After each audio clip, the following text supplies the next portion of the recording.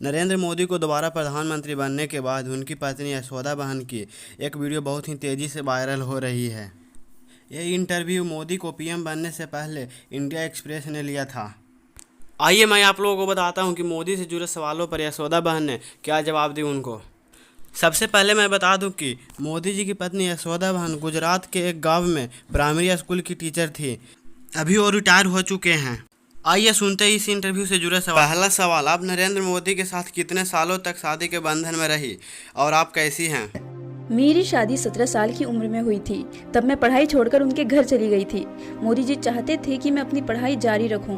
वो अक्सर मुझे अपनी पढ़ाई पूरी करने की सलाह देते थे। शुरुआती दिनों में उन्होंने मुझसे बात करने में रुचि दिखाई और रसोई के काम में मेरी मदद भी की।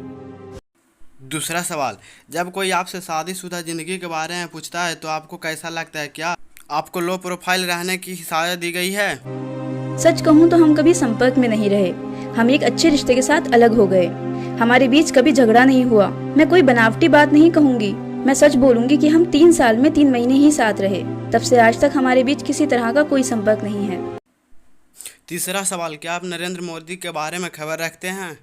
मैं वो सब कुछ पढ़ती हूँ जो मेरे हाथ आता है। मैं अखबार पढ़ती हूँ, टीवी चैनल देखती हूँ। हाँ, मुझे उनके बारे में पढ़ना अच्छा लगता है।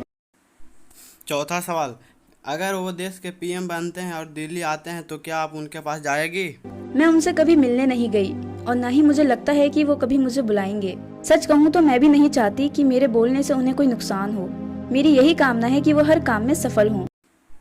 पांचवा सवाल, क्या उन्होंने कभी कहा कि वो शादी के बंधन से अलग हो रहे हैं? हाँ, उन्होंने एक बार मुझे कहा था कि मैं पूरा देश घूमूंगा, जहाँ जाने का मन करेगा वहाँ जाऊंगा। तुम मेरे पीछे पीछे कहाँ जाओगी? जब मैं वडनगर उनके परिवार में रहने के लिए गई तो उन्होंने मुझसे कहा कि इतनी कम उम्र में तुम ससुराल क्यों आई? तुम्हें अपनी पढ़ाई जारी रखनी चाहिए थी। फिर ऐसे कई मौके पर जब मैं ससुराल गई तो उन्हें वहाँ नहीं पाया। उन्होंने वहाँ आना ही छोड़ दिया था, जिसके बाद मैंने भी ससुराल छोड़ने का फैसला ले लिया और अपने पिता के घर रहने लगी। छठा सवाल, क्या आप अभी कानूनी तौर पर नरेंद्र मोदी की पत्नी हैं? उनसे मेरा नाम जुड़ा हुआ है।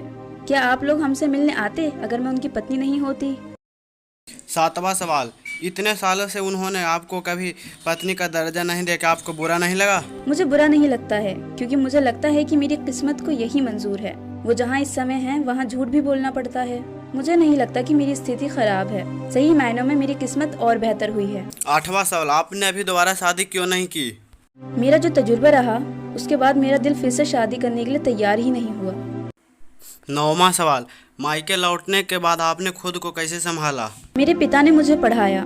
मेरे भाई ने मेरी पढ़ाई पूरी करने में मदद की। 2 साल में मैंने मेरी माँ और 10वीं की पढ़ाई के दौरान पिता को खो दिया। फिर जब मैंने दोबारा पढ़ाई शुरू की तो मुझे आनंद आने लगा। साल 1974 में मैंने SSC की और 1978 में मैं शिक्षिका बन गई। और 10वां सवाल, स्कूल से रिटायर होने के बाद आप अपना समय कैसे बिताते हैं? मैंने 1ली से 5वीं तक के बच्चों को सभी विषय पढ़ाए हैं। मेरा दिन सुबह के 4 बजे शुरू होता है। आंखें खोलते ही मैं माँ दुर्गा की प्रार्थना करती हूँ। मैं अपना सारा समय भक्ति में ही देती हूँ।